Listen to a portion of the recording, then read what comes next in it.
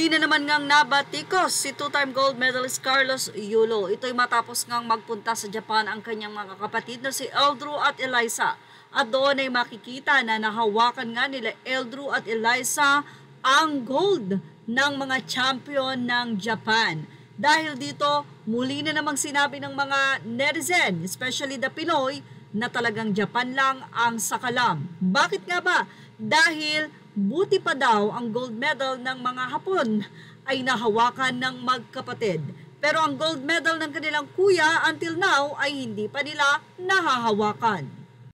Isang malaking sampal nga daw ito para kay Carlos Yulo kung may pakiramdam daw ito. Ibinahagi ng KG Management Incorporated ang nasabi nga pong pagkikita nila Eldrew, nitong si Eliza, at ng mga nakasama ng kanilang kuya Carlos sa pagpapractice noon o training bilang isang gymnast sa Japan. Nandun din si Coach Mune at makikita nga na hawak-hawak nila ang kanilang mga medal kung saan ang Japan ang overall champion sa nasabi nga pong Olympics. Kaya naman say ng mga netizen, Japan lang talaga ang sakalam. Mukhang nag-agree na rin sila kay Mami Angge matapos ipahawak ang gold medal at ipa-experience ito kay Eldrew at kay Eliza na hindi pa nagagawa ng kanilang kuya. Samantala, narito naman ang naging komento ng mga netizen. Anila, buti pa ibang tao, nagpahawak na ng gold medal nila pero sarili kapatid walay, dong pinahawak sa pamilya ni Goldie.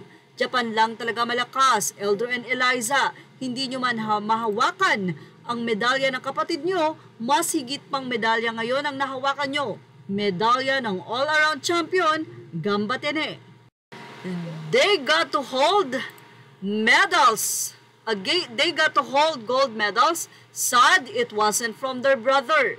Maigi pa ang iba na hawakan nila yung bro nila, doon niya pinahawak sa ama ng Jeff at Jeff niya ang bilis magbago at ma-pride. Matiis ang pamilya, hindi kausapin kahit nag-sorry at apology na ang ina, ignore pa rin. Antayin pa ata niyang mawala ang parents niya bago niya ma-realize.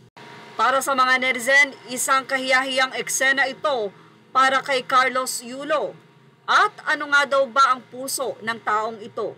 Sinasabi na pinatawad ang pamilya, pero hanggang ngayon, ultimo ang mga kapatid ay natitiis niya. Well, ano masasabi nyo about dito? Ilagay na ang inyong opinion sa ating comment section.